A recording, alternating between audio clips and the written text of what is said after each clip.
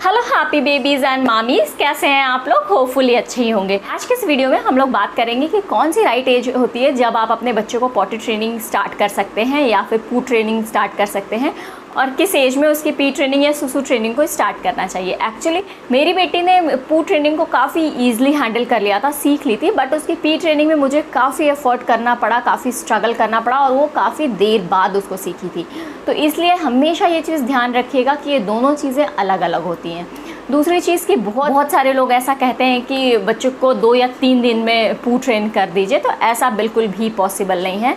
ये एक प्रोसेस है जिसको आपको काफ़ी लंबे समय तक रिपीटेडली करना पड़ता है, तब जा कर के बच्चे उसको कैप्चर करता है। तीसरी इंपॉर्टेंट चीज़ कि अगर आप ये चाहते हैं कि आपका बच्चा बहुत सिर्फ उसने बैठना स्टार्ट कर दिया और अब आप उसको वो ट्रेनिंग देना स्टार्ट कर दें, तो ये बिल्कुल भी ठीक नहीं है, क्योंकि बच्चा उस चीज़ को ग्रैप ही नहीं कर पाएगा। तो इसलिए थोड़ा सा टाइम दीजिए उसको, ताकि वो अडॉप्ट कर सके, वो समझ सके चीज़ों को, तभी वो ट्रेनिंग को ग्रैप कर पाएगा। तो अगर हम लोग बात करें कि राइट एज क्या होती है पू ट्रेनिंग स्टार्ट करने की, तो वो उससे बेस्ट एज होती है बच्चों के पू ट्रेनिंग को स्टार्ट करने के लिए वो जैसे ही बैठना सीख गया है प्रॉपरली, 7-8 महीना, वो सबसे सही टाइम है कि अब आप उसको ट्रेन करना शुरू कर दें। बट ट्रेन किस तरीके से किया जाए, ऐसा नहीं है कि आप तुरंत ले जा करके उसको सीट पे बैठा दीजिए और बोलिए कि अभी पॉटी करो, ऐसा नहीं होता है। आप उसको कुछ उसके सिग्नल्स पहले पकड़िए। इसके लिए पेरेंट्स को बहुत ज़्यादा अवेयर होने की ज़रूरत है। सबसे पहले आप उसके कुछ सिग्नल्स को पकड़िए, या फिर उसका कोई एक टाइम होगा, जैसे सुबह दूध पीने के बाद में, या फिर कुछ खाने के बाद में, या पानी पीने के बाद में उसको पू आती है। तो इस तरीके से आप कुछ उसके साइन पकड़िए कि अच्छा अभी उसका टाइम है, और उस टाइम पे अभी उसको सिर्फ इतना बोलिए कि अभी तुमको अगर पॉटी लगे तो तुमको बताना है, या फिर नीचे बैठ के करना है। इस तरीके से आप उसको हमेशा बोलते रहिए, ताकि वो मेंटली रेडी रहे इस चीज़ के लिए कि जब भी उसको पू आ रही है तो उसको मम्मा को बताना है, या फिर जा करके वॉशरूम को यूज़ करके वहाँ पे पॉटी करनी है। लेकिन इसका ये बिल्कुल भी मतलब नहीं है कि आपने उसको समझा दिया और वो हर बार वहीं पे जा कर के करेगा।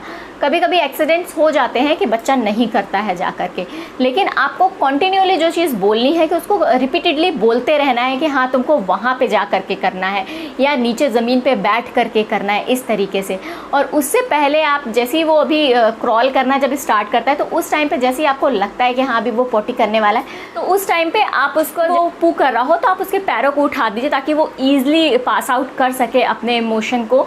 और उस तरीके से उसकी एक हैबिट हो जाएगी कि हाँ अभी मम्मा आएंगी तब वो कराएंगी, तो वो वेट करेगा, थोड़ा सा टाइम देगा आपको। इसके बाद सेकेंड स्टेज जो आती है वो ये होती है कि आप उसको सीट पे ट्रांसफ़र करिए। अभी तक आपने उसको डिक्टेट कर दिया कि हाँ हम कहाँ करते हैं, कैसे करते हैं। ये 2-3 महीने आपने उसको कॉन्टिन्यूली हमेशा बोला, जब भी उसने किया तो उसके दिमाग में ये चीज़ बैठ गई कि हाँ अब मुझे वहाँ करना है। तो उसके लिए मैंने जो चीज़ प्रेफर करी थी कि हम लोगों ने कोई एक्स्ट्रा शीट उसके लिए नहीं मंगाई थी, क्योंकि उसको फिर क्लीन करना, सैनिटाइज़ करना, ये एक ज़्यादा बर्डन होता है, और फिर उसको प्रॉपर बाथरूम सीट पे शिफ्ट करना भी एक टास्क हो जाता है। तो इसलिए हमेशा कोशिश करिए कि सीट के ऊपर एक और सीट रखने के लिए आती है, जिससे कि बाथरूम सीट छोटी हो जाती है और बच्चा उस पर कंफर्टेबली बैठ सकता है। तो उसको हम लेकर के आए थे, और फिर हमने बच्चों को बताया कि कुछ बुक्स दिखा करके, कुछ स्टोरीज़ बना करके कि देखो ऐसे बैठ करके करते हैं, ये इतना ब्यूटीफुल है। बच्चे स्टोरीज़ के थ्रू हर चीज़ को बहुत जल्दी ग्रैब करते हैं, ये चीज़ आपने भी नोटिस करी होगी। और हमारे साथ लकीएस्ट ये हुआ था कि उसने कुछ दिन पहले ही कार्टून में इस तरह का कुछ देख लिया था, तो उसको वो चीज़ समझ आ गई थी कि हाँ इस पर बैठ करके करते हैं पॉटी। तो फिर कुछ बाद ही उसने सीट पर बैठ करके और पू करना सीख लिया था। लेकिन ऐसा हमेशा नहीं होता था। कुछ केसेस में जैसे फर्स्ट पू तो मुझे पता होता था कि हाँ अभी वो करने वाली है, तो मैं उसको हमेशा लेकर के जाती थी। लेकिन उसके बाद दिन में जो और होते थे उसमें काफ़ी सारे एक्सीडेंट्स हो जाते थे। तो इसलिए आपको ये चीज़ बहुत ज़रूरी है कि आपको उसके साइंस पकड़ने हैं कि कब वो पू करने के लिए जाकर साइड में खड़ा हो जाता है, या फिर बिल्कुल इनएक्टिव हो जाता है, या अजीब सा फेस बना लेता है, या फाट मारने लगता है, जो भी अलग अलग तरह के सिम्टम्स होते हैं। और दूसरी चीज़ बहुत इंपॉर्टेंट आपको बताऊं कि ऐसी कोई टेक्निक नहीं होती जो सारे बच्चों के ऊपर वर्क कर जाए। ज़रूरी नहीं कि जो टेक्निक मेरे बच्चे के ऊपर वर्क किया वो टेक्निक आपके बच्चे के ऊपर भी वर्क करेगा। इंपॉर्टेंट चीज़ आपको बताती हूँ कि अगर बच्चा सीट पे शिफ्ट नहीं हो रहा है पॉटी करने के लिए, तो इन्हीं लेवल पे आप उसको सिर्फ इतना समझाइए कि तुमको ज़मीन में बैठ करके करना है, भले तुम वॉशरूम में ही बैठ करके करो। तो एटलीस्ट उसको इतना समझ आ जाएगा जाएगा कि हाँ अभी उसको वॉशरूम में जा करके वहाँ पे बैठना है। एक बार जब उसने वॉशरूम जा करके पू करना स्टार्ट कर दिया तो फिर आप उसको शिफ्ट कर सकते हैं सीट के ऊपर कि ये फ्लश चलता है इस तरीके से, या इस तरीके से मतलब आप उसको इंगेज करके। तीसरी इंपॉर्टेंट चीज़ कि ऐसा नहीं है कि बच्चा तुरंत बैठेगा सीट पर और वो पू कर लेगा।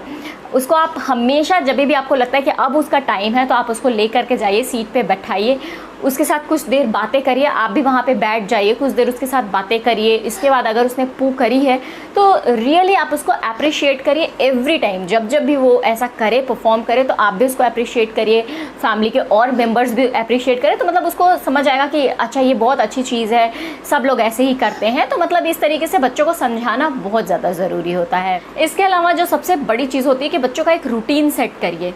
मैं हर वीडियो में आपसे कहती हूँ कि बच्चों का रूटीन सेट होना बहुत ज़रूरी होता है कि उनका एक सोने का समय फिक्स हो, उठने का समय फिक्स हो, खाने का समय फिक्स हो, तो उनको पता होता है कि अभी मेरे खाने का टाइम है या फिर अभी मेरे पू करने का टाइम है, पी करने का टाइम है। मतलब इस तरीके से बच्चा बहुत जल्दी सीख जाता है चीज़ों को। तो इसलिए बच्चों को एक रूटीन में लेकर के आइए, भले वो कितना भी छोटा है, रूटीन तो कभी भी बनाई जा सकती है। तो आप उसको बहुत इनिशियल स्टेज से ही एक रूटीन में लेकर के आइए। अब बात उनकी करते हैं जो लोग काफ़ी दिन से स्ट्रगल कर रहे हैं ट्रेनिंग के लिए बच्चों को और फिर भी उनसे हो नहीं रहा है। तो देखिए बहुत ज़्यादा परेशान मत होइए कि किसी के बच्चे ने 1.5 साल में ही कैप्चर कर ली, सीख लिया, किसी के बच्चे ने 2 साल में सीखा, किसी के 3 साल में सीखा। तो ऐसा परेशान या पैनिक होने की कोई ज़रूरत नहीं है। किसी की बात सुन करके मत परेशान होइए, क्योंकि आई थिंक कोई भी ऐसा बच्चा नहीं होता है जो ट्रेन नहीं हो पाता है।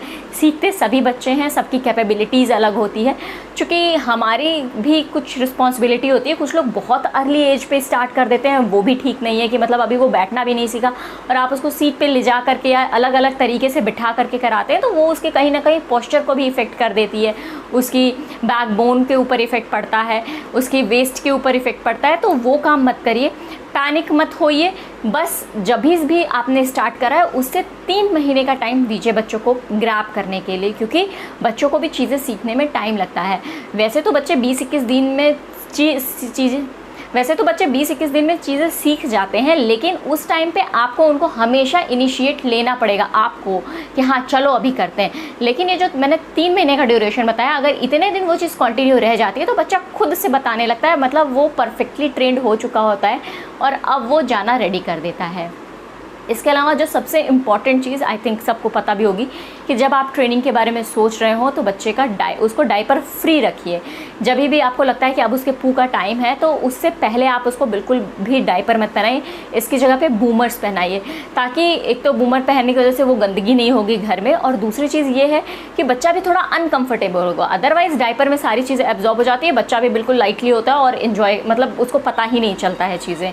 तो इस वजह से बच्चों को डायपर फ्री रखिए ताकि उनको भी ये रियलाइज़ हो कि हाँ ये चीज़ अच्छी नहीं है, अनकंफर्टेबल लग रहा है, और फिर वो कहे कि हाँ इसको वॉश करो या इस तरीके से। तब आप उसको समझाइए कि अगर यहाँ आकर करोगे तो फिर ज़्यादा बेटर होगा। तो मतलब ये सब कुछ सिर्फ कम्युनिकेशन है कि जब बच्चा आपसे बातें करने लगे, आपको समझने लगे, तब आपको ये सारी चीज़ें करनी है। नेक्स्ट चीज़ आपको ध्यान रखनी है कि बच्चों की रेडीनेस को चेक करिए कि क्या बच्चा अब रेडी है उस चीज़ को एक्सेप्ट करने के लिए। अदरवाइज़ आप एफर्टलेस मेहनत करते जाएंगे और वो सब कुछ वेस्ट हो जाएगा, मतलब यूज़ नहीं आएगा बच्चे के। तो इसलिए बच्चों की रेडीनेस को हमेशा चेक करिए कि क्या वो रेडी है। आप जब कुछ बोलते हैं, कुछ कहते हैं, तो क्या वो एग्री करता है कि हाँ उसे करना है, या इस तरीके से जब आप उससे बार बार पूछते हैं कि कहाँ किया जाता है पू, कहाँ करते हैं सब लोग, मैं देखो वहाँ करती हूँ, मतलब और लोग भी वहाँ करते हैं तो तुम्हें भी वहाँ करना चाहिए, तो क्या वो एग्री करता है आपकी बातों से? अगर हाँ करता है या वो इनिशिएट होता है कभी कि हाँ मुझे वहाँ जाके करना है, इट मीन्स कि ये रेडीनेस है बच्चे की, अब वो चाहता है खुद से भी कि अब वो पॉटी वहाँ जा करके करे। तो ये सारे कुछ ऐसे तरीके हैं जिसको आप यूज़ करके अपने बच्चे को पू ट्रेनिंग के लिए ट्रेन कर सकते हैं। नेक्स्ट वीडियो में आप लोग के लिए लेकर आऊँगी कि बच्चों को पी ट्रेनिंग के लिए किस तरीके से ट्रेन किया जाए। उम्मीद करती हूँ कि ये वीडियो आप लोग को पसंद आई होगी। अगर पसंद आई हो तो लाइक कर दीजिएगा, और हो सकता है कि कुछ ऐसे टिप्स हों जो कि मतलब मैं ना यूज़ करती हूँ, आप लोग यूज़ करते हो, तो प्लीज़ शेयर करिएगा उन टिप्स को, ताकि मतलब मैं कम्युनिकेशन हो सके हम लोगों के बीच पे। मिलती हूँ आपको अपने नेक्स्ट वीडियो में। Till then take care, bye bye, happy baby.